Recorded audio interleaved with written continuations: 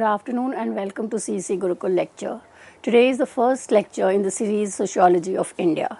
But before we start kind of understanding what we study in Sociology of India, what are the subject matter, in today's lecture, the objective is twofold. First, to understand how India becomes an object of study, and this we will traverse through the ancient period of how people started documenting about India as a society, right from the Upanishad to Manusmriti to Mahabharata, religious epics coming of the Britishers, and then Indian sociologists themselves studying India. And the second objective is to understand how the discipline of sociology in India has emerged. And there it's important to understand that sociology as a discipline is itself very young. Even in the West, it emerged very late. And India, it was under the kind of influence of Western scholar. So it took a while for Indian sociologists to come up, start the discipline of sociology in various departments in university, and thereby led to the institutionalization of the discipline. So to begin with, let us understand India as an object of study. So as I have already said, that India has been subject to study by several scholars, by several travelers, various people, and this goes back to 3rd century BC. So when we look into the early writings of Indian society, we kind of look into the past, where what kind of culture, what kind of society, what kind of economic was there, and much of the understanding has been with reference to the religious text, as we are aware that a number of religious texts tells us about this culture and structure of Indian society. Now these were not necessarily sociological understanding. These were kind of a commonsensical understanding of everyday life and observation of everyday life, reading text and kind of interpreting these texts. A number of accounts for the study of India also comes in from foreign travelers, traders, ambassadors and scholars. So India kind of attracted a number of individuals to study caste system, to study the cultural practices, study marriage, family, India, and therefore a number of writings on social institutions, customs of the people, these became a source of understanding India society. Now once they kind of talk about these, there was kind of sense of everyday life. We see the influence of anthropology coming in, and this anthropology, like sociology, was kind of beginning with colonialism, or we kind of concentrate on colonial anthropology, because in the British, anthropologists were documenting the simple society. They were going ahead and studying the other society. So at that point, there was a distinction between sociology and anthropology. British anthropologists were of opinion that anthropologists studied the other society. They studied simple society. So all the anthropologists, Evans Pritchard, Malinowski, they were understanding this. So in that case, India becomes a kind of the other for the Western anthropologists to study. And it kind of said that both anthropology and sociology are the product of European expansion of the world during the last 3 or 4 centuries. Now, if we were to look into some of the anthropologists who were kind of making an understanding of India, was Mary Douglas, and she claimed that India was a mirror image of Europe. Now, what was happening was a good understanding of Western society was available to the Western scholars. Now, when they started looking at India, it was a comparative method. The comparative method comparing two different societies, understanding similarity and differences, became the key methodology for understanding India, and India was compared to the West. So a number of anthropologists were of opinion that there was a similarity between Europe, and others would kind of say it was opposite to the American or Britain society. Now, when we look at Louis Dumo, who is kind of considered as one of the earliest scholars to have studied sociology, Indian society, and his work, Homo Hierarchicus, is a classical text on the caste system in India. He imagined a modern Western society. Now, again, there's a comparison on the evolutionary method. So evolutionary approach is applied, whereby India is seen as kind of backward, kind of lacking certain kind of motive to move forward, and India, number of anthropologists would characterize society in India as superstitious, religion based, and therefore the need was to kind of model the process of social change to the Western society, where Reformation and Renaissance had already set the path towards rationality and scientific methods of working. So there was a kind of this distinction that Louis Dumont kind of says, that the West society was more rational, more scientific, and it was more individualistic, whereas society in India was superstitious, it was kind of a community based or holistic society, and therefore within this anthropologist understanding of India, there were number of institutions which were kind of seen as undergoing change with the onset of industrialization, urbanization, and other process of social change. Now, when we look into the contribution of anthropologists, we see that most of the social and cultural anthropologists, they studied India within the colonial setting. Now, the subject matter of the study was colonized people.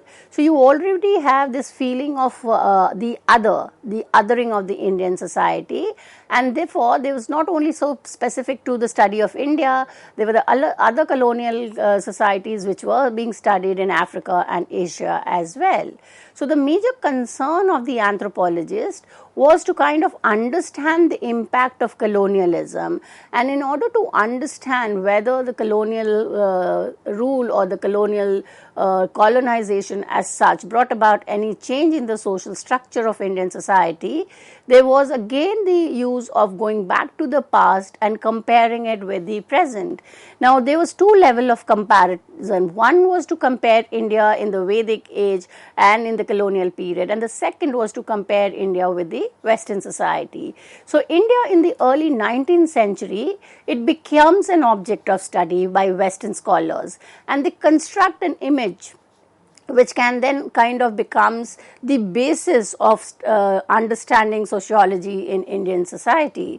So, we were looking into a lot of anthropological account. They are also historical account or historical account, because along with comparative method, we also have the historical method, which was very relevant in this context of India. Now, the historians have focused more on the cultural system, and here the focus is again to understand the process of social change. So, much of the work on Indian societies in the 19th century was to understand social change, influence of the West on the Indian society, and also how the colonial rule was kind of bringing about certain cultural and structural changes. So, the impact of westernization, we know the term has been given in sociology to understand how the Western thought, how the Western culture brought about a change in ideas, norms, and practices. The other landmark for understanding the historical account is the Bengal Renaissance. Now, Bengal Renaissance becomes a vantage point to bring about a transformation in the society. Now, here they have two set of scholars, one set of the social reformers who would kind of look into that Renaissance as a point to bring about a change in the culture and structure of Indian society, and to kind of model the structure on the Western European society. There was other set of historians and social scholars who would disagree with this, and they were kind of very satisfied with what India was, and therefore they were against the idea of just bringing about change on the Western model.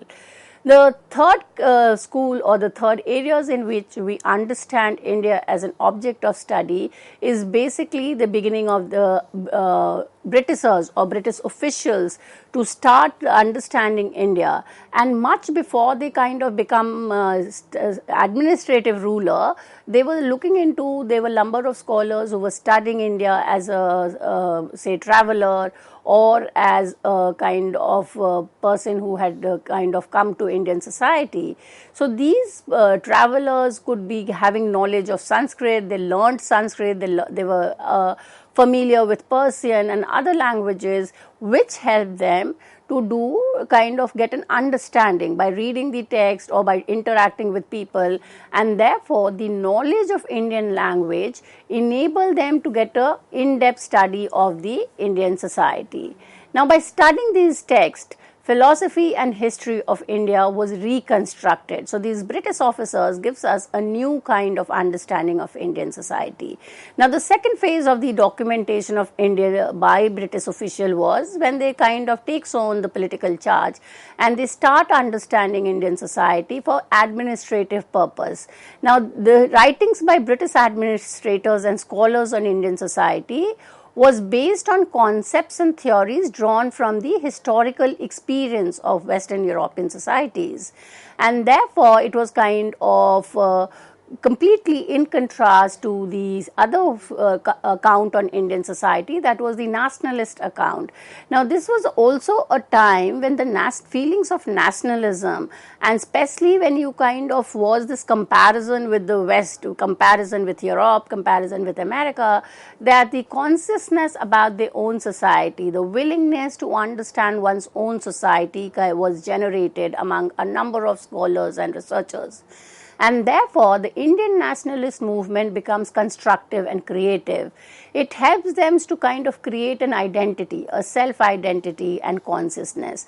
Now, what is significant in terms of the sociology of India was that a number of them started questioning the account given by the British officials, and therefore, it was a kind of a critical analysis of the study on India as a kind of an objectified by the Western scholars. So 20th century, the development of nationalism led to use of historical figures, movements and symbols of leaders and reformers to highlight independence. So there were kind of number of ideas which were saying that it's not necessarily that we blindly copy or we kind of follow what is happening in the West. India itself provides us with large number of cases, a large number of individuals who could kind of lead India to understanding themselves.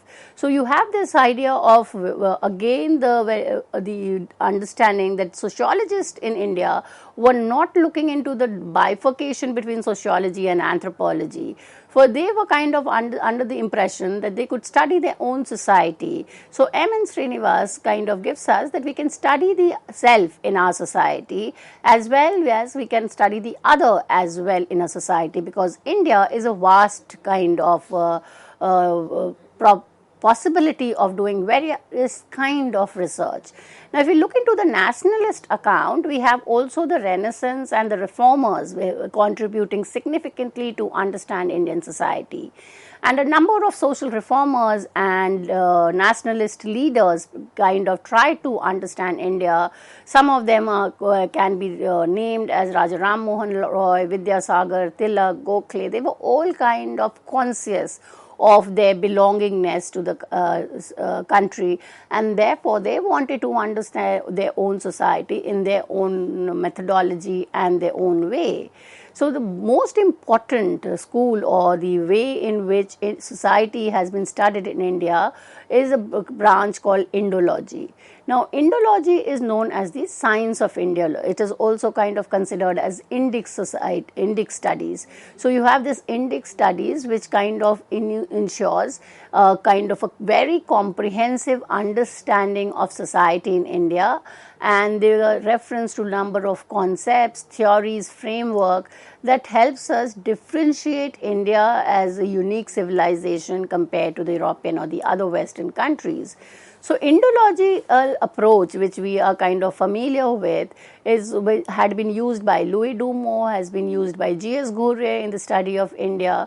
Now the Indological approach relies a great number on the book view, or it's a textual based. So they kind of claim Indian society as unique in structure, function and dynamic, and cannot be understood with the European society. Indology relies on book view and culture and denounces rigorous empirical investigation. So the focus is to study language, beliefs, ideas, customs, taboos, codes, institutions, rituals and ceremony. When we look into Indology as a branch or a science of Indian society, we can bifurcate into two. One is the Indology or the Indic study, which is the kind of documenting the Indian society or understanding Indian society based on the religious text and other historical data available, and the second is the Oriental studies. Now, the Oriental study is the kind of documentation of the Asian society, East society with the Western society. So, Edwards said book Orientalism is very significant for our understanding how the Orientalists studied the society as an object. So, when we look into the branches of Indology, and for this we can refer to B.S. Korn, a historian among anthropologists, to understand the different ways in which India was a kind of studied or it was objectified in the initial period. So, the three branches that has been mentioned are the Orientalist, the missionary and the administrative. Now, when we look into Indology and Orientalism, we'll see that Indology was trying to create a positive picture. They were kind of put forward that India is a kind of a unique culture. It has a very good, glorious past, and therefore it was tending to kind of romanticize. Now, when the Orientalist comes in, it kind of starts protecting a negative and unsympathetic account of Indian society. So, they start bringing forth the limitations or the reason why India was kind of developing or kind of lacking the sense of progress that was happening in many Western countries. So, Indology is said to be the Western labors of love for the Indian wisdom. Now, Indology as a branch was emerging in contrast to the Western documentation of Indian society, and the Orientalism emerged as an ideological need of the British Empire. So, they were wanting as administrators to have a good control over the Indian society, and therefore, in order to kind of become good administrator or to set up a kind of positive, they were kind of pointing out the limitations in the Indian society. So, we can name some of the Indologists like Jones, Louis Renaud Bogle, and the Orientalistic include Max Muller and Max Weber.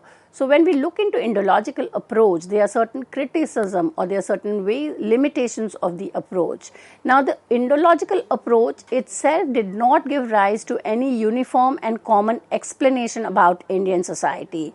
The fact that it was only based on reading of text, there was not empirical research which was done. It could kind of be an account of an individual's idea, so not necessarily that it could be generalized to the whole of Indian society.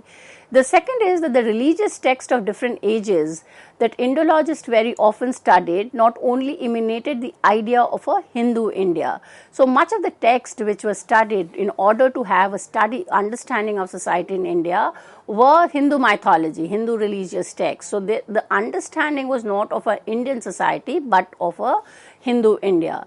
The third critique is that they were kind of, since the Western scholars was giving a set example of understanding of India as downtrodden, negative and unsympathetic, in contrast they kind of started romanticizing the past, and they were kind of giving a very ideal picture of Indian society.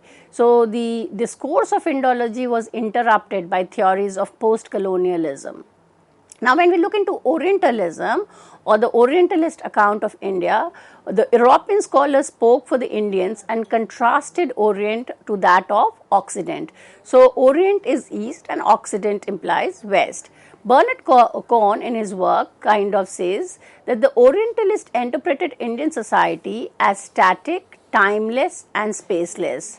There was kind of whole of the India was put into one model that it is not kind of favorable to change, it is kind of stuck. So, there were description given of village as isolated unit, and all of the village all across the India was considered as into one model. there was no regional variation, and Indian society was seen as a set of rules that every Hindu followed. So the way the European gave a shape to the indigenous material was more important than the material itself. Now, B.S. Kohn terms this as epistemological violence, which not only misperceived but also reconstructed the fundamental aspects of Indian society. Now, Orientalism refers to experts in the knowledge and language of Eastern world. As we already said, there is the opposition between Orient and the Occident. So, the Orientalist is basically understanding Eastern society in comparison to the West, and it is of a kind of reference to, as we have already discussed, to large number of Asian texts. Much of these texts was of the Hindu society. A view of Indian society was derived from the study of Asian texts and by talking to the Brahmin Pandits and Sastris. So, there were two sources of the Orientalist. One was the religious texts themselves, and the second was their interaction, the Brahmin. So, a number of scholars kind of critique Orientalist as a top-bottom approach or a Brahminical approach, because they kind of interpreted the whole of India by looking into only one part or only one section of the society. And therefore, the Orientalists were kind of giving us a view that Brahmins were the dominant group in the society. So, the entire theory of exploitation and inequality was based from the looking at Indian society from a top-bottom approach.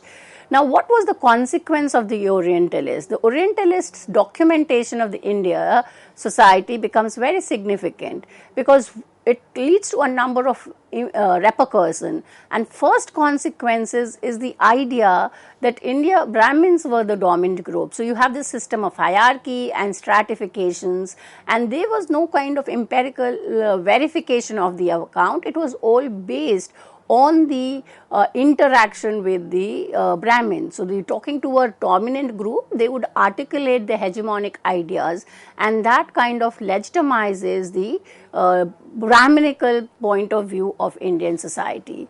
So, the Orientalists are kind of criticized again for romanticizing the Brahmins in traditional Indian society, and this view was not necessarily correct for the whole of the India. It could have not been that in every part of the it was the dominant group and there were kind of no exceptions to the rule.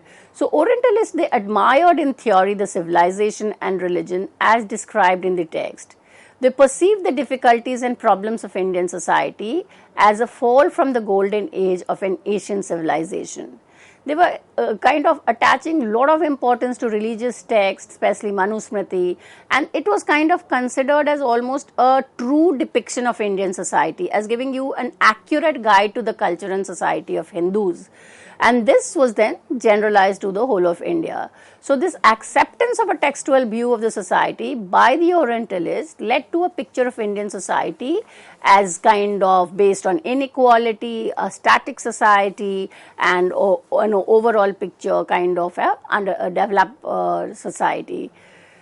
Orientalism was instrumental in preparing the background for the Bengal Renaissance, which we have already discussed, that because this idea of the degradation from the glorious past to the present was done, there was this emergence of the feeling among Indian social reformers to get back that glorious past. So, to rediscover the glorious past, to bring back the culture and society that was. Therefore, it kind of instilled in a number of social reformers the desire to kind of reconstruct India.